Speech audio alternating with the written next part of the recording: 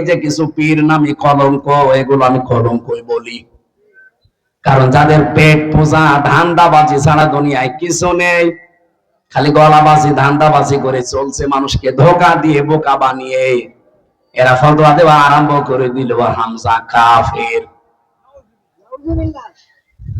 আপনি জানেন কেউ যদি কাফের না হয়, নবী অর্থ সাংবাদিক, ওইটা কিন্তু ভুলে যে বলতে শুনলাম কোন এক পাগলা বক্তা, সে বলছে নবী অর্থ সাংবাদিক। আমি কঠোর কোনো ফতুয়া দিচ্ছি না, কারণ আমাকে ভিডিও দেখতে হবে। যতটুকু সংবাদ পৌঁছেছে, আমার মিডিয়া সেল যতটুকু পাঠিয়েছে, বক্তা বলছে নবী অর্থ সাংবাদিক। এই মূর্খ বক্তাটা কি বাকুরাতুল আদবটাও পড়ে নাই, এসো আরবি শিখিটাও পড়ে নাই? নবী অর্থ সাংবাদিক না, নবী অর্থ সংবাদ বাহক, যেটার ইংরেজি হচ্ছে মেসেঞ্জার, আর সাংবাদিকের ইংরেজি হচ্ছে জার্নালিস্ট। আর যে কোনো সংবাদ বাহককে নবী বলা যাবে না, যে বলবে সে কাফের হয়ে যাবে। আল্লাহর পক্ষ থেকে যারা সংবাদ বহন করে উম্মতের কাছে আনতেন, তাদেরকে বলা হতো নবী। আমি কয়েকদিন আগে সাংবাদিক একটা মত বিনিময় অনুষ্ঠান ছিল, সাংবাদিকদের স্মরণে, ওনাদের সম্মানার্থে, ওনাদের দায়িত্ব কর্তব্য কি, এটা কোরআন দিয়ে হাদিস দিয়ে আর বাস্তবতা দিয়ে বলতে গিয়ে একটা কথা আমার ওভাবে বলা ঠিক হয়নি। বলেছিলাম যে সংবাদ এটা নবী থেকে আসা, কারণ নবী মানে সংবাদ বাহক। যারা সত্যের সংবাদ বহন করে নিয়ে বেড়ায় তাদেরকে আল্লাহ রাব্বুল আলামিন এই পৃথিবীতে নবী করে পাঠিয়েছিলেন। কি আমি দলিল দিয়েছিলাম সূরা কলমের 4 নম্বর আয়াত দিয়ে, ওয়া ইন্না লাকা লাআজরান গায়রা মামনুন। আপনি শব্দের দিকে খেয়াল করেন, ওয়া ইন্না লাকা লাআজরান, অবশ্যই আপনার জন্য, অবশ্যই আবার লাগিয়েছেন ওয়া ইন্না লাকা লাআজরান, অবশ্যই আপনার জন্য হে নবী, আবার বলছেন অবশ্যই, লাআজরান পুরস্কার আমি আল্লাহ রেডি করে রেখেছি, গায়রা মামনুন, শেষ হয়ে যাবে না পুরস্কার, নিরবিচ্ছিন্ন চলতে থাকবে। কেন এই পুরস্কার দিলাম জানেন? কারণ আপনি এই যে সংবাদ আমি যেটা আপনাকে দেই, এই সত্য সংবাদগুলো আমার বান্দা বান্দীদের কাছে পৌঁছাতে গেলে যে কষ্ট পান, সত্য কথা তুলে ধরতে গেলে যে কষ্ট আসে, আঘাত আসে, যে জুলুম নির্যাতনের স্টিম রোলার আপনার দিকে আসতে থাকে, এগুলো মোকাবেলা করেও আপনি যে সত্য সংবাদ পৌঁছিয়ে দেন, এই কারণে আপনাকে আমি নিরবিচ্ছিন্ন পুরস্কার দেব। সুবহানাল্লাহ বলতে পারেন না? নবী যদি সত্যের কথাগুলো সঠিকভাবে তুলে ধরতে পারে, এই পৃথিবীতে যারা সাংবাদিক তাদেরও উচিত, যারা এই দেশে নেতৃত্ব দেয় তারা যদি আদর্শ হিসাবে নেতা গ্রহণ করতে হলে মুহাম্মদুর রাসূলুল্লাহকে গ্রহণ করবে না? বলেন না কেন? কেউ যদি স্বামী হতে চায়, আদর্শ স্বামী সে মুহাম্মদুর রাসূলুল্লাহর মতো হবে, কথা বলা লাগবে। কেউ যদি নানা হতে চায়, তাহলে আদর্শ নানা হতে হলে মুহাম্মদুর রাসূলুল্লাহকে ফলো করা লাগবে, কথা বলেন। কেউ যদি রাষ্ট্রনায়ক হতে চায়, তাহলে আদর্শ রাষ্ট্রনায়ক হতে হলে তাকে মুহাম্মদুর রাসূলুল্লাহকে ফলো করা লাগবে। এইটা বলতে বলতে আমার মাত্র 6 মিনিট সময় ছিল, পুরাটা গোছাতে পারি নাই। আমি একবারেই বলেছিলাম, যারা সাংবাদিক, সংবাদ বাহক, আপনাদেরও আদর্শ যেন হয় মুহাম্মদুর রাসূলুল্লাহ। আপনারা সাংবাদিকতা করেন, এটা কিন্তু মহান পেশা বলে আমরা ধরি অনেকে, যে মহান পেশায় আছে। আপনারা মহান পেশায় তখন থাকবেন যখন সত্যকে সত্য বলে তুলে ধরবেন আর মিথ্যাকে মিথ্যা বলে জানিয়ে দেবেন, তখন ওই পেশাটা মহান হবে। সাংবাদিকরা হয়তো অনেকে এখন ওই পথে নেই, তারা সত্য মিথ্যাকে মিশ্রণ করে একটা সংবাদ ছড়িয়ে দেয়, আর এটা সব চাইতে বেশি হয় বাংলাদেশে। কি কথা বলে না কেন? আমি কয়েকটা সাংবাদিক সংবাদপত্রের রিপোর্ট অনুযায়ী 3 বছর জেলে ছিলাম, বিশেষ করে যুগান্তর, টেলিভিশনের ভেতরে ডিবিসি, সময় টিভি, আর টিভি, এরা এমন এমন ভাবে কালার করার জন্য নিউজ বানায়। হ্যাঁ, আমি কথা বলেছি ঠিক, কিন্তু কথাগুলোরা আগের কথা পরের কথা কেটে মাঝখানটা দিয়ে দেয়। এমন ভাবে হেডলাইন বানায় যে দোষ আমারই মনে হয়, অথচ পুরা 1.5 ঘন্টা 2 ঘন্টা বক্তব্য শোনে না, মাত্র 1.5 মিনিট 2 মিনিট শোনে। আমি সাংবাদিকদের সম্মানার্থে যে কথাগুলো বলেছিলাম ওখানে প্রায় 6 মিনিট, সেখানে মাত্র 25 সেকেন্ড দিয়েছে, আর 5 মিনিট 35 সেকেন্ড কেটে দিয়েছে। মানুষ তো এমনি ভুল বুঝবে। আর এটা শোনার পরে আগা নেই মাথা নেই, এই যে কিছু পীর নামি কলঙ্ক, এগুলো আমি কলঙ্কই বলি। কারণ যাদের পেট পূজা ধান্দাবাজি ছাড়া দুনিয়ায় কিছু নেই, খালি গলাবাজি ধান্দাবাজি করে চলছে, মানুষকে ধোকা দিয়ে বোকা বানিয়ে এরা ফতোয়া দেওয়া আরম্ভ করে দিল হামজা কাফের। আপনি জানেন কেউ যদি কাফের না হয়, ওইটা কিন্তু ঘুরে যে বলবে তার দিকে যায়। কথা বলেন না কেন? আমার মনের অবস্থা তো আপনি জানেন না, আমি কোন নিয়তে বলেছিলাম, কোন সিচুয়েশনে বলেছিলাম, কোন অবস্থায় বলেছি, ওটা আমি জানি আর আমার আল্লাহ জানে। কারণ আমলের ফলাফল নিয়তের উপরে নির্ভরশীল। ইন্নামাল আমালু বিন্নিয়াত, এই কথা বলছেন। আমার আকীদার বিষয় তার প্রকাশ করার বিষয় না, এটা তো মনের বিষয়। আমি রাসূলুল্লাহকে খাটো করার জন্য ওনাকে এই সংবাদ সম্মেলনে সাংবাদিকদের এই মত বিনিময় সবাই আমি ওনাকে সাংবাদিক বলে ডাক দিয়েছি না, আমি বলেছি রাসূল সংবাদ পৌঁছিয়েছেন, আপনারা যদি সংবাদ রাসূলের মতো পৌঁছান আপনাদেরকেও আল্লাহ পুরস্কার দেবে। এই কথাটা ভুল কিসের? আপনি কাটছাট করে শুনলে তো ভুল মনে হবে। এটা নিয়ে সারা দেশে কিছু মানুষ যারা কুয়ার ব্যাং চার দেওয়ালের মাঝে যাদের অবস্থান, এরা ফতোয়াবাজি আরম্ভ করে দিল। কেন নবীকে সাংবাদিক বললো? অথচ নবী শব্দের শাব্দিক অর্থ হচ্ছে সংবাদ বাহক। যারা সংবাদ গুলো বহন করে নিয়ে বেড়ায় তাদেরকে বাংলায় সাংবাদিকই বলে। উনি আমারে বলছে আমি সাংবাদিক নবীকে বলি না, বলি মেসেঞ্জার। মেসেঞ্জার মানে কি? মেসেঞ্জার তো আরো খারাপ শব্দ। ব্যাংকে যতগুলো পোস্ট আছে দেখবেন তার একটা পোস্ট আছে মেসেঞ্জার। এই যে চা মাটিয়ে দেয় পানি মানি, তো খুব ভালো পোস্ট। এই কথা বলছে না কেন? রাসূল শব্দটা এসেছে রাসূলুন থেকে, রেসালাত। এই রেসালাত শব্দের শাব্দিক অর্থ হচ্ছে পিয়ন। সংবাদ বহন করে যারা নিয়ে যায় তাদেরকে পিয়ন বলা হয়। কথা বলে না কেন? কিন্তু রাসূলুল্লাহকে পিয়ন আপনি বলতে পারবেন না। এই হিসাবে আমি যদি মুখ ফসকে বলেও ফেলি রাসূলুল্লাহ বা নবী মানে সাংবাদিক, আমি তো সরি বলেছি, আমি তো মাপ চেয়েছি, এমনকি রাতে তাহাজ্জুদ পড়েও আমি মাপ চেয়েছি। আমি আশা করছি আমার আল্লাহ আমাকে মাফ করে দেবে। কিন্তু আপনি কাফের বলে কি করলেন? আমার মনের অবস্থা আপনি জানেন না। আন্দাজে কাফের ফতোয়া দিয়ে আপনি এখন নিজেই কাফের। আজকে ফেসবুকে একজন লিখেছে অমক পীর সাহেব কাফের, আসলেও কাফের।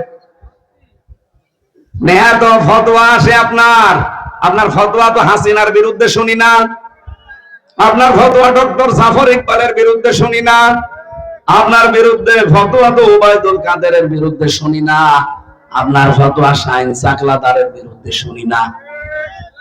আপনার যত ফতোয়া সব আমির হামজা আর মিজানুর রহমান আজহারীর বিরুদ্ধে।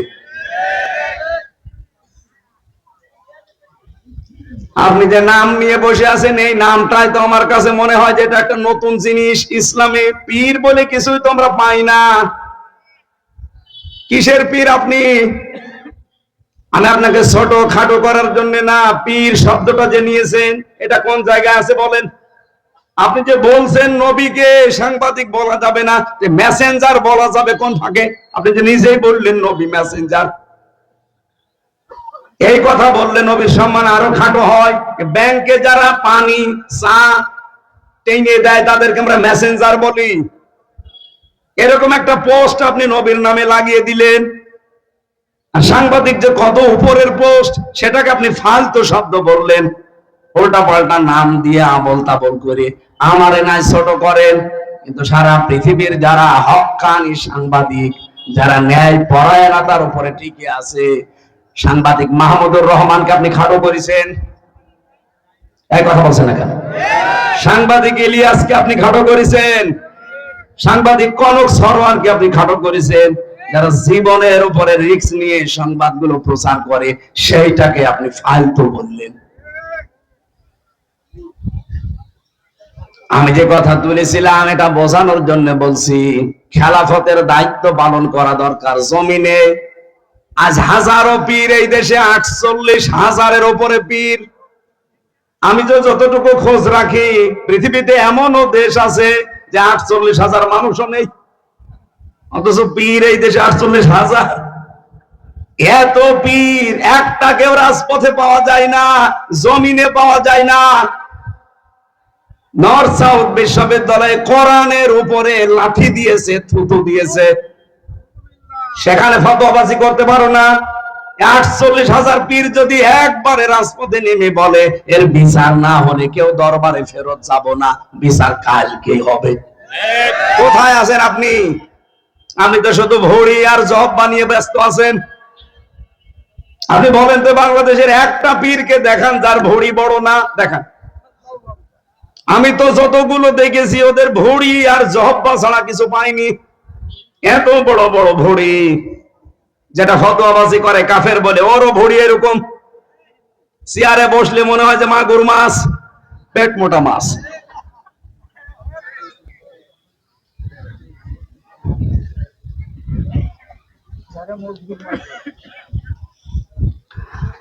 আমার মনে হয় এই দেশে একামতের দিন যারা কায়েম করতে চায়, হ্যাঁ তাদের ছোটখাটো ভুল ত্রুটি থাকতে পারে, আপনি কি করছেন? তাদের মতো এই 17 বছর জেল জুলুম সহ্য করেছেন, একটা বার জেলে গেছেন আপনি? রিমান্ড কি বসেন? 11 ঘন্টা আমার টাঙিয়ে রেখেছিল উল্টো করে মাথায় দড়ি দিয়ে। আপনারা কয় ঘন্টা টাঙিয়েছে? বলো রসুলের মর্যাদা রাখে না। রসুলের মর্যাদা ঠিক রাখতে গিয়েই তো 3 বছর জেল খাটলাম। আমি প্রথম তিনি যদি মেনে নিতাম যে ঠিক আছে বাবা শাহজালাল সব আলাল, 3 বছর না 3 ঘন্টা আমার ছেলে থাকা লাগতো না। আর কুষ্টিয়া থেকে যখন নিয়ে যাচ্ছিল প্রতিমধ্যে আমার ছেড়ে দিত, কারণ যাওয়ার সময় তো বারবার আমারে বলছিল ছাত্রলীগের শুধু ওলামা লীগ বলে একটা দল ছিল ওই সময়, ছিল না? ওই দলের সদস্য হবেন শুধু বিশ্ববিদ্যালয়ে, বাকি আপনার কিছু করা লাগবে না, কারণ আপনি আসলে আমরা অনেক মানুষ নিয়ে আসতে পারবো, এই ধান্দায় ছিল তারা। আমি একবারে কাটছাট বলেছিলাম না, আপনারা যা ইচ্ছা তাই করতে পারেন। মিথ্যা মামলা দিয়েছেন এটা আমি জানি, যে আরো দিন, এটা আমি সত্যের উপরে যেটা আমি বুঝেছি, এক চুলো আমার নড়াতে পারবে না। রিমান্ডের পর রিমান্ড দিয়েছে, প্রথম 5 দিন দিয়ে হয়নি, আবার দিয়েছে 5 দিন। আর রিমান্ডে কি সরাসরি জায়গায় আয়না ঘরে নিয়েছে, মাটির নিচে। আমি দেখতাম ওই জায়গায় হঠাৎ রাত 2টার সময় 5-7 জন মুখ বান্ধা আমার পাশ থেকে একজনকে বলছে ওঠেন। ওঠেন মানে? এখন বাজে রাত 2টা, কোথায় যাব? চলেন। ও মনে করছে ছেড়ে দেবে, পরে বের করে নিয়ে খাসা থেকে হঠাৎ মাথার উপরে কালো কাপড় লাগিয়ে পেছনে হাত হ্যান্ডকাপ দিয়ে বেঁধে দিল। কান্নাকাটি করছিল মাটির নিচে। আমি সত্য কথা বলছি, এই যে কোরআন আমার সামনে। আমারে বলছে হামজা ভাই গেলাম, এরা যে কি করবে আমার বোঝা হয়ে গেছে। মুখ আমার যখন বেঁধে ফেলেছে কালো কাপড় দিয়ে, হাত যখন পেছনে বেঁধে ফেলেছে, 4-5 জন মিলে নিয়ে যাচ্ছে, তার মানে আমি বুঝে ফেলেছি আমার জীবনের শেষ দিন। এইরকম সিচুয়েশন আমি নিজে ফেস করে এসেছি। আর আপনি ফতোয়াবাজি করেন বসে বসে, না?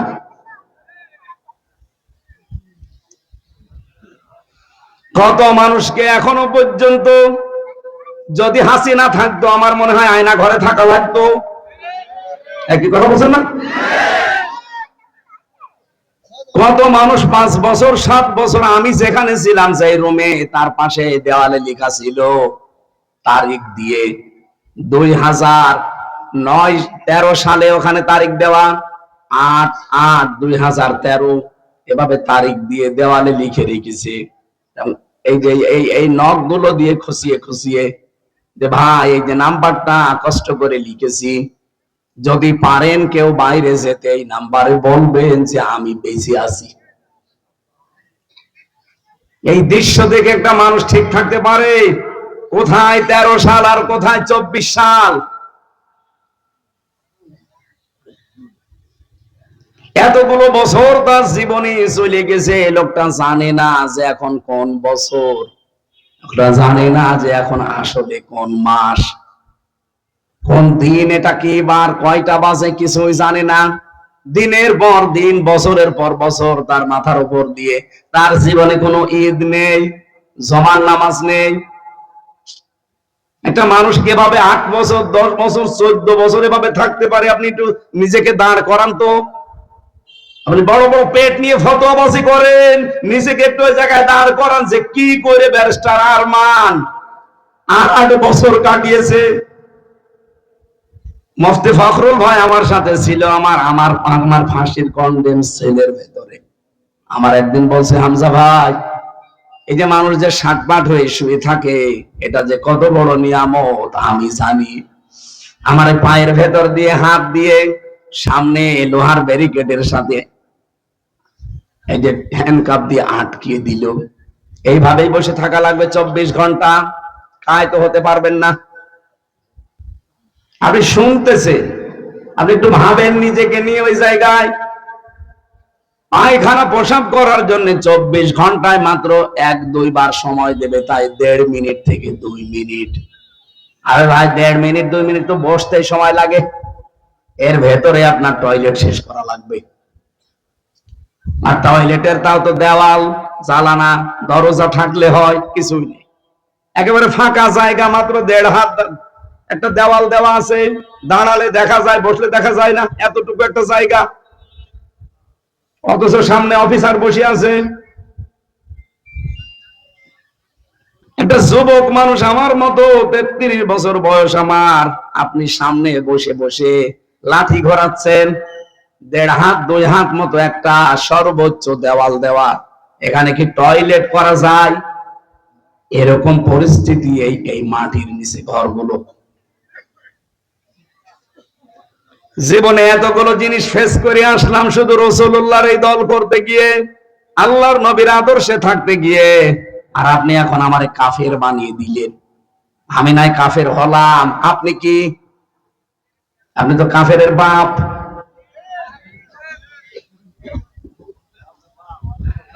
ঝড়ি নিয়ে বসে আছেন, কাফের বলবো যারে তারে। আমার এবছর দিয়ে আরম্ভ করলেন, আগামী বছর মনে হয় হাফিজরে দিয়ে আরম্ভ হবে, কারণ ও তো ফতোয়ার ঝড়ি নিয়ে বসে আছে। আপনি জামাত ইসলামের বিরুদ্ধে অভিযোগকার করেন যে 80 বছরে নাকি তাদের কোনো অর্জন নেই। আপনার নজরে পড়ে না অর্জন? এদের এত হাসপাতাল, এত ব্যাংকিং ব্যবস্থা। বাংলাদেশ জামাত ইসলামী এই দেশে যা করেছে, 73টা দল এই দেশে, সবাই যদি এভাবে করতো, এই দেশ সোনায় সোহাগা হয়ে যেত। আর ওর চোখেই পড়ে না যে এদের নাকি কোনো অবদানই নেই। গণতন্ত্র গণতন্ত্র এই ফতোয়া তোলে যে গণতন্ত্র হারাম, এই জন্য ওদেরকে আমি দেখতে পারি না। আরে ভাই, আমি কোনদিন আমরা বলেছি যে গণতন্ত্র হালাল? বলেছি আমরা? আর ওটা তো হারাম আমরাও জানি। এই বাংলাদেশে এখন ইসলাম কায়েম করার জন্য কোন পদ্ধতিতে আপনি যাবেন বলেন? আন্দাজে এক ফতোয়া দিয়ে দিলে হয়ে গেল। আপনি কি আফগানিস্তানের, আপনি কি সিরিয়ার, এরকম দেশের সশস্ত্র বিপ্লবের মাধ্যমে দেশে ইসলাম প্রতিষ্ঠা করার সেই কায়দা কৌশল, সে জায়গাগুলো কই? যে কোনো একটা ভাবে তো এগিয়ে যেতে হবে। আমাদের চারিদিকে শত্রু। পৃথিবীর অন্যান্য মুসলিম দেশগুলোর দিকে তাকান, আমি তো 57টা মুসলিম দেশের খবর জানি। অন্তত তাদের আশেপাশে আরো 2-3টা মুসলমান দেশ আছে, বর্ডারের সাথে বর্ডার লাগানো। আর আমরা এমন একটা ভূখণ্ড পেয়েছি, আমাদের চারিদিকে শয়তান। প্রতিবেশী নামে একটা কলঙ্ক। এতদিন যাই ছিল, এই 15 থেকে 20 বছরে যা অবস্থায়, এই পৃথিবীর নিকৃষ্ট শয়তান মোদি, যে আল্লাহর ঘর মসজিদ পর্যন্ত ভেঙে গুড়িয়ে দিয়েছে। এখনো ভাঙছে বিভিন্ন মসজিদ। ভারতের এমনও জায়গা আছে, মুসলমানেরা যদি গরু জবাই করে, ওই মুসলমানের জোহবা কেটে ফেলে, এমন জায়গায় আছে। এত বড় শত্রু দিয়ে আমাদের দেশটা ঘেরা। আর একটার সাথে একটু বর্ডার ছিল, নদীর সাথে, মায়ানমার, ওটা আরো বড় শত্রু। নিজেদের দেশ বাংলাদেশের চাইতে 3 ডবল বড়, আমাদের 56,000 বর্গ মাইলের দেশ, এই দেশের চাইতে 3 ডবল বড় মায়ানমার। এত বড় বিশাল দেশ। আমি কয়েকদিন আগেও গিয়েছিলাম টেকনাফে ওখিয়ায়, রাত 12:30টার সময় আমারে নিয়ে গেল এই রোহিঙ্গাদের দেখার জন্য। প্রশাসনের এক ভাই ছিল পরিচিত, বলছে চলেন দেখে আসি রোহিঙ্গা, কারণ ওদের রাত 9টার পরে বের হওয়া নিষেধ। এখন তো 12:30 বাজে, চলেন যায়। প্রায় হাফ কিলোমিটার নিয়ে গেল। ওদের ছেলে মেয়ে বেশি, এসেছিল 11 লাখ, এখন শুনছি 25 লাখ। আল্লাহর নামে জন্ম দিয়ে যাচ্ছে। অথচ যেই দেশ থেকে ওদেরকে পাঠিয়েছে পিটিয়ে পিটিয়ে, ওই দেশে জায়গা আমাদের চাইতে 3 ডবল বড় জায়গা পড়ে আছে। নিজের দেশের মানুষকে, জনগণকে থাকতে দেয়নি, পাঠিয়ে দিয়েছে পিটিয়ে। এতটুকু ছোট্ট একটা দেশে তারপরেও তো আমরা 11 লাখ, এখন প্রায় 24-25 লাখ মানুষ আমরা রেখে দিয়েছি, কিছুই তো বলি না। বিশ্বে আমাদের মতো উদার আমার মনে হয় আর কোন দেশের মানুষ নেই।